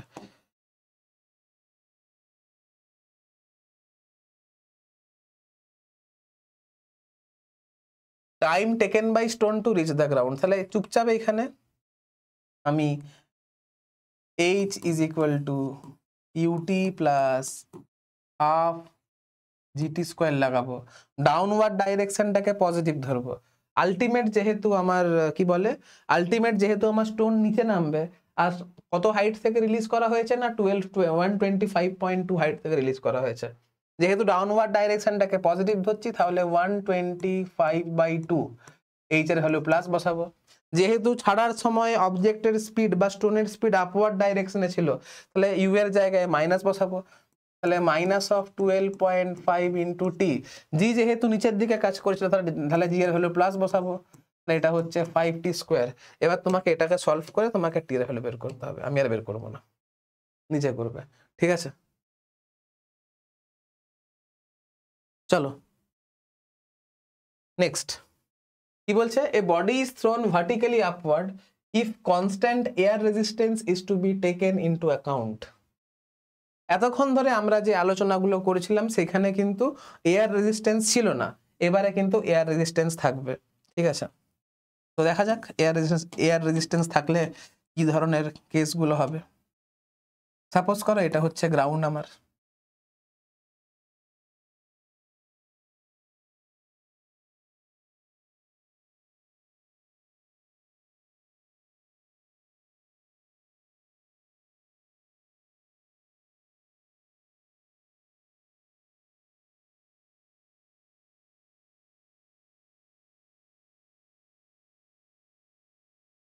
কোনো একটা অবজেক্টকে আপওয়ার্ড দিকে ছুড়ে দিলে,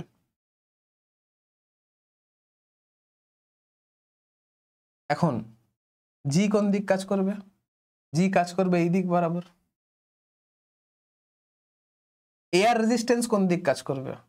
তুমি বলো, অবজেক্ট যেদিকে মুভ করে এয়ার রেজিস্ট্যান্স তার অপোজিট দিকে কাজ করে। যেহেতু আমার অবজেক্ট ওপরের দিকে মুভ করছে, তাহলে এয়ার রেজিস্ট্যান্সও আমার নিচের দিকে কাজ করবে, আমার এয়ার রেজিস্ট্যান্সও নিচের দিকে কাজ করবে।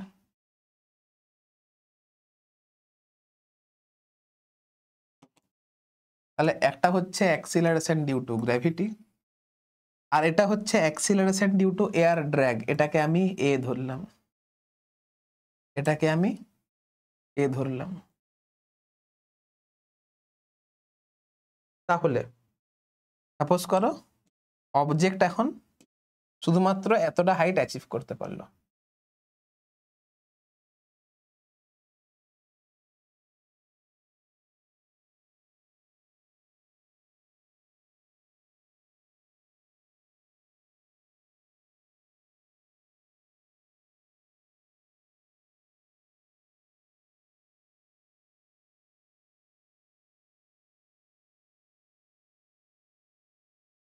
এই হাইটটা যদি আমার 8 যদি হয়,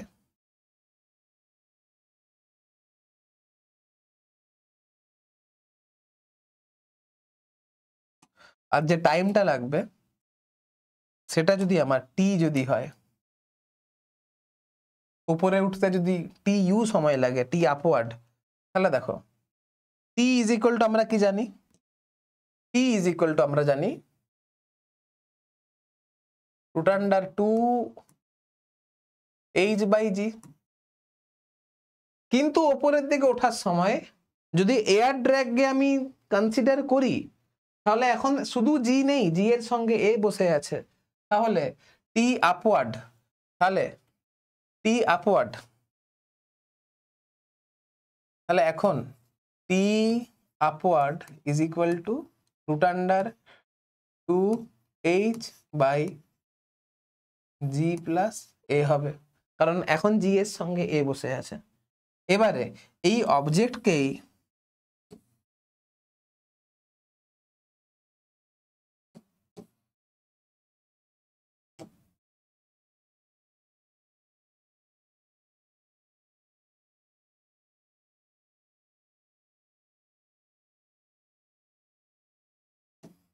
যদি আমি ডাউনওয়ার্ড ডাইরেকশনে ফেলি, তাহলে আমার জি তো নিচের দিকে কাজ করবেই, আর অবজেক্ট যেদিকে মুভ করে তার অপোজিট দিকে আমার এয়ার ড্র্যাগ কাজ করে।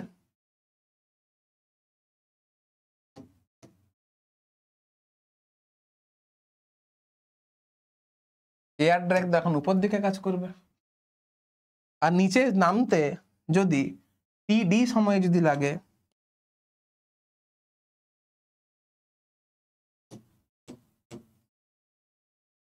নিচে নামতে যদি টি সময় লাগে, তাহলে time for downward motion T is equal two √2h।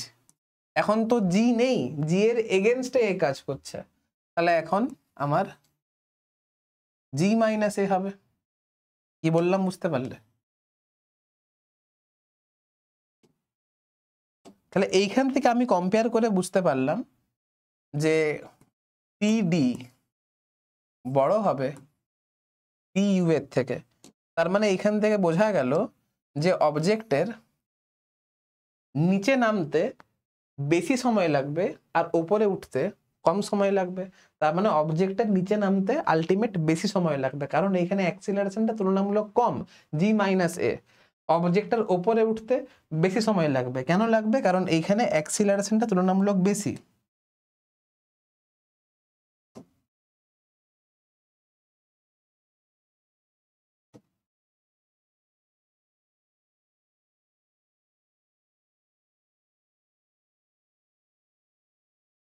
ঠিক আছে, বাস এই জিনিসটা খেয়াল রাখবে।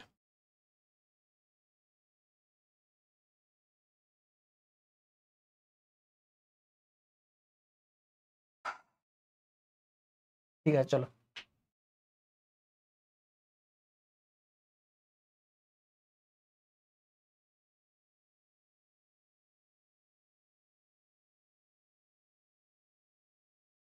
A ball is thrown vertically upward assuming the air resistance to be constant and considerable.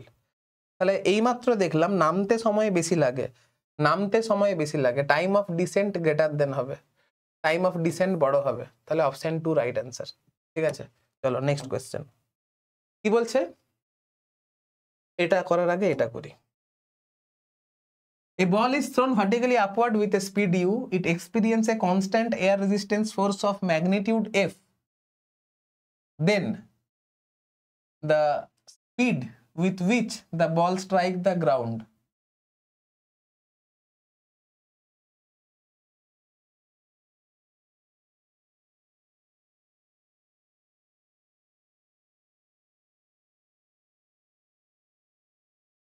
Weight of the ball is W বলে দিয়েছে, এয়ার ড্র্যাগটাকে F বলে দিয়েছে। দেখো দুটোই ফোর্স বলেছে, আর আমরা জানি যে force is equal to mass into acceleration হয়, তাহলে acceleration is equal to force by mass হবে। তাহলে আমাকে এর ভ্যালু মানে acceleration due to air drag যদি বের করতে হয় তাহলেও মাস দিয়ে ভাগ করতে হবে, আর অ্যাক্সিলারেশন ডিউ টু গ্র্যাভিটি যদি বের করতে হয় তাহলেও ডাব্লিউ কে এম দিয়ে ভাগ দিতে হবে। তাহলে এইখানে ডাব্লিউ কে এম দিয়ে ভাগ দাও আর এফ কে এম দিয়ে ভাগ দাও, দেখো না এম এম সব কেটে যাবে, তো সুতরাং আমি এম নিয়ে চিন্তা করব না, আমি এম এর ভ্যালুটা 1 নিয়ে কাজ করে নেব। তাহলে সেই ক্ষেত্রে এফ ইজ ইকুয়াল টু কত হবে, এ হবে, এফ ইজ ইকুয়াল টু আমার এ হবে। যদি মাসটাকে আমি 1 কনসিডার করে নিই তাহলে সেই ক্ষেত্রে এফ ইজ ইকুয়াল টু এ হবে, পরে মাসের ভ্যালুকে আমি ভাগ দিয়ে দেবো, অসুবিধা নেই। এবারে দেখি অঙ্কটা করা যাক।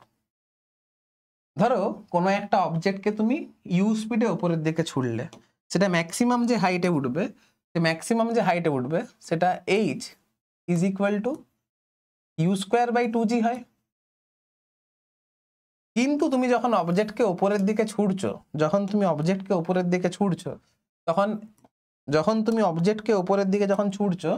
তখন জি তো আর একা নেই, জি এর সঙ্গে এখন এ বসে আছে। তুমি যখন অবজেক্টকে উপরের দিকে ছুড়ছো তখন এটা ম্যাক্সিমাম যে হাইটে উঠবে, আগে কি হতো, আগে আমার দাঁড়াও,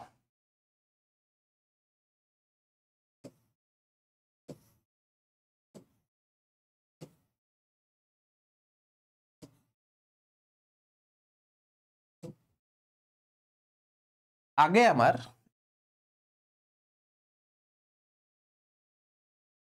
আমার h is equal to u square by 2g হতো, কিন্তু এখন যেহেতু জি এর সঙ্গে বসে আছে তাহলে এখন এইচ ড্যাশ এখন যে হাইটে উঠবে সেটা কত হবে, u square by 2 into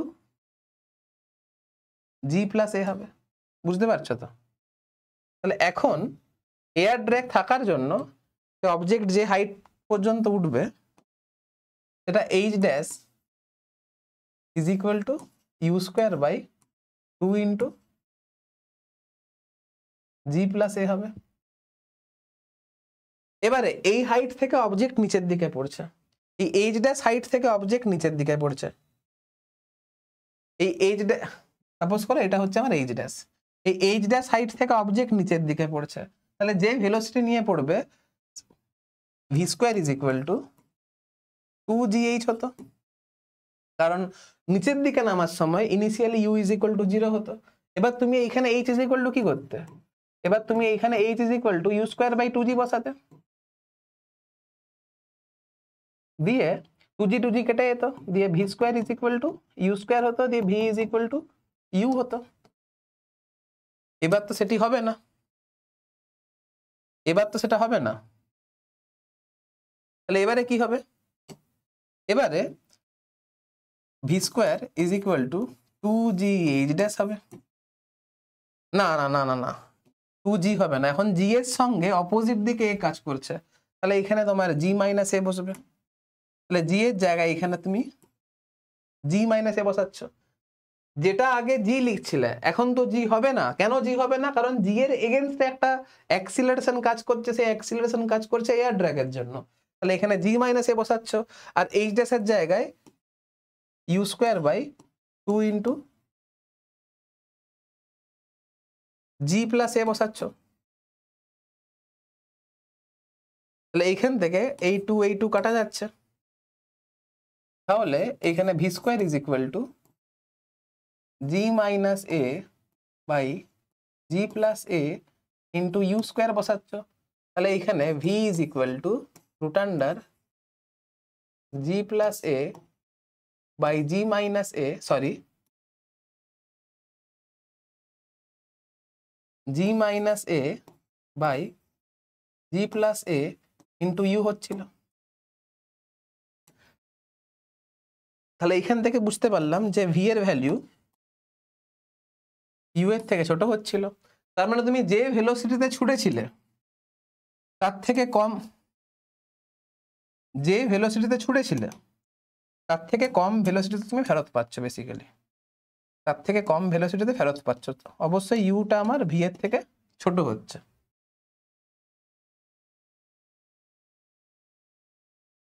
sorry, V আমার ছোট হচ্ছে ইউ এর থেকে, ঠিক আছে।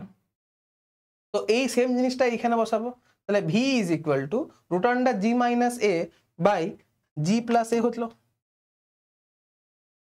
তাহলে এইখান থেকে পেলাম যে v square is equal to 2 into g minus a into h ড্যাশের জায়গায় u square by 2 into g plus a আসবে, তাহলে v is equal to root under g minus a by g plus a আসবে into you আসবে। এবারে এখানে জি এর ভ্যালুও দেওয়া নেই আর এ এর ভ্যালুও দেওয়া নেই, এখানে ফোর্স গুলো বলে দিয়েছে। তাহলে এক কাজ করব, এইখানে আমি মাসকে গুণ করে দেবো, এইখানেও মাস গুণ করব, এইখানেও মাস গুণ করব, তাহলে mg ইজ ইকুয়াল টু আমার কি আসবে, mg ইজ ইকুয়াল টু ডাব্লিউ আসবে, আর m into a is equal to frictional ফোর্সটা আসবে, মানে এয়ার ড্র্যাগের জন্য যে ফোর্স সেটা আসবে। তাহলে আমার যে আলটিমেট এক্সপ্রেশন যেটা আসবে, জি এর জায়গায় আমার ডাব্লিউ বসবে আর এ এর জায়গায় আমার এফ আসবে, W minus F by W plus F into you.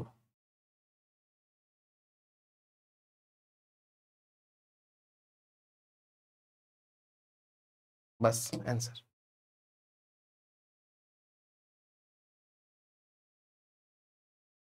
চলো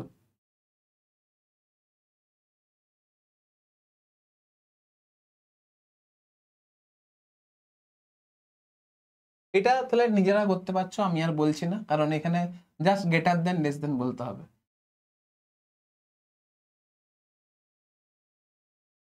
returns to the starting point with a speed v2, মানে কম স্পিডে ফেরত পাবে। আমি যদি এয়ার ড্র্যাগ থাকে তাহলে v1 স্পিডে যদি উপরের দিকে ছুড়ি তাহলে কম স্পিডে ফেরত পাবো, তাহলে v2 অবভিয়াসলি আমার ছোট হবে। এই তো জিনিস খেয়াল রাখবে, এয়ার ড্র্যাগ যদি থাকে তাহলে আমি যে স্পিডে ছুটবো তার থেকে কম স্পিডে ফেরত পাবো, বাস অ্যান্সার। ঠিক আছে,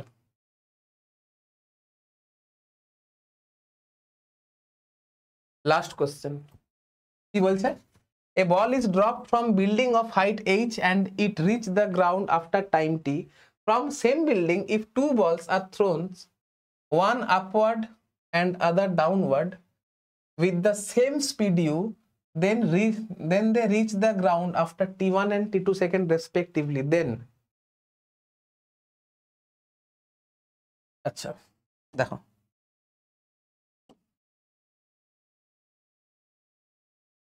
এটা হচ্ছে একটা বিল্ডিং,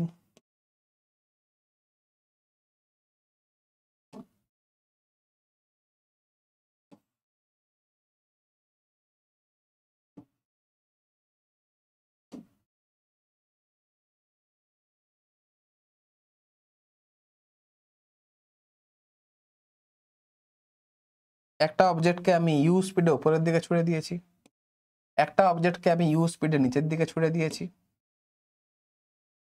যেটাকে আমি ইউ স্পিডে উপর দিকে ছুড়েছি সেটার আলটিমেট ওপর থেকে নিচে নামতে সময় লেগেছে t1, যেটাকে আমি সেম স্পিডে নিচের দিকে ছুড়েছি সেটার আমার মাটিতে পড়তে সময় নিয়েছে t2।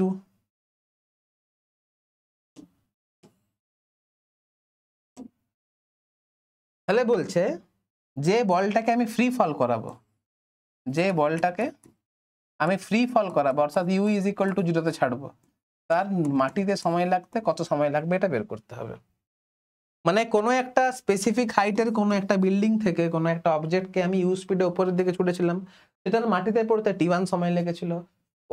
ওই বিল্ডিং থেকে আরেকটা অবজেক্টকে ইউ স্পিডে সেম স্পিডে নিচের দিকে ছুটেছিলাম, তার মাটিতে পড়তে সময় লেগেছিল T2। তাহলে যে অবজেক্টটাকে ফ্রি ফল করাবো তার মাটিতে পড়তে কত সময় লাগবে। তো এই অঙ্কটাকে কি করে ডিল করা যায় দেখো।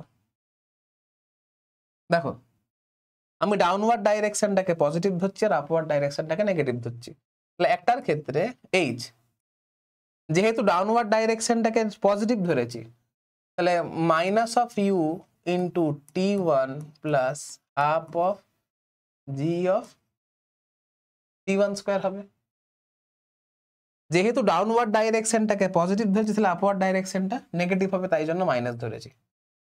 সেকেন্ড বডির ক্ষেত্রে এইচ ইজ ইকুয়াল টু, দুটোই প্লাস হবে কারণ সে নিচের দিকে নেমেছে, মানে তাকে নিচের দিকে ছোড়া হয়েছিল ইউ স্পিডে, তাহলে ইউ এর জায়গায় প্লাস বসবে, u T2 plus half of g of T2 square.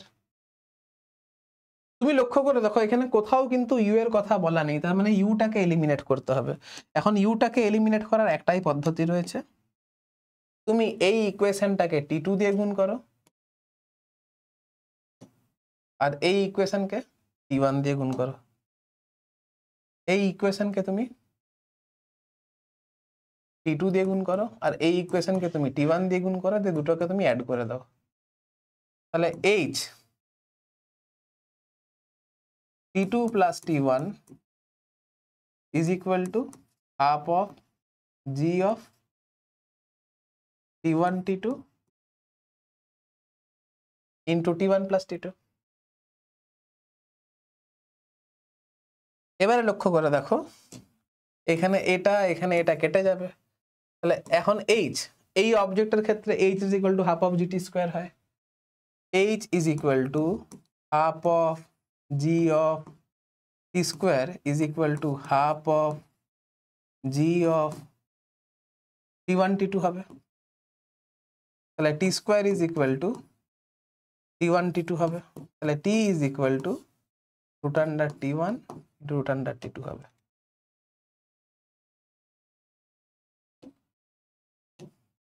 বাস। এবারে দেন এখানে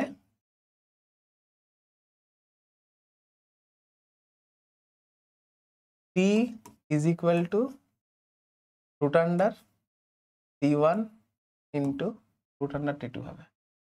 এটা কিন্তু খেয়াল রাখবে, এটা মুখস্থ রাখতে হবে। এই অঙ্কটা মানে এই অঙ্কটা প্রচুর কাজে আসে, মানে এই ফর্মুলাটা প্রচুর কাজে আসে। ঠিক আছে, তো চলো আজকে আর কোয়েশ্চেন নেই, প্রচুর অঙ্ক করিয়ে দিয়েছি। আমার মনে হয় না এতগুলো অঙ্ক তুমি যদি করো, আমার মনে হয় না এর বাইরে ডিফারেন্ট টাইপের অঙ্ক আসা চাপ আছে, আসতে পারে। দেখো সব টাইপ তো একটা ভিডিওতে করানো পসিবল না, কিন্তু এতগুলো অঙ্ক তুমি যদি করে নিয়ে থাকো তাহলে কনফিডেন্স তুমি পেয়ে যাবে। আর কনফিডেন্স যদি পেয়ে যাও তাহলে তো তোমার অঙ্ক করতে ভয় লাগবে না, অঙ্ক করতে মজা আসবে। আর যে কোনো মডিউল, যে কোনো প্র্যাকটিস বুক, যে কোনো ডিপিপি তুমি যদি করো তাহলে একটা কনফিডেন্স পাবে। আর বারবার ধরে বলছি, লেকচার দেখে কিন্তু তুমি অঙ্ক সলভ করতে পারবে না। অঙ্ক যদি সলভ করতে পারতে হয় তাহলে অঙ্কগুলোকে তোমাকে নিজেকেই অ্যাপ্রোচ করতে হবে। নিজেকে অ্যাপ্রোচ করতে না পারলে, নিজে যদি অঙ্ক অ্যাপ্রোচ করতে না পারো তাহলে কিন্তু ফিজিক্স শিখতে পারবে না। ঠিক আছে, যাই হোক আর কথা বাড়াবো না, লেকচার এমনিতে অনেকটা বড় হয়ে গেছে। আজকের ভিডিওটা এইখানে এন্ড করব। আর একটা টপিক বাকি আছে, গ্রাফের অঙ্কগুলো হয়ে গেলেই তোমাদের motion in a straight line শেষ হয়ে যাবে। আমি চেষ্টা করব একটা ভিডিওর মধ্যে কমপ্লিট করে দেওয়ার, হয়ে গেলে খুব ভালো, না হলে হয়তো দুটো ভিডিও আসতে পারে। ঠিক আছে, তো চলো আজকের ভিডিওটা এখানে এন্ড করলাম। পড়তে থাকো কিন্তু ভালো করে।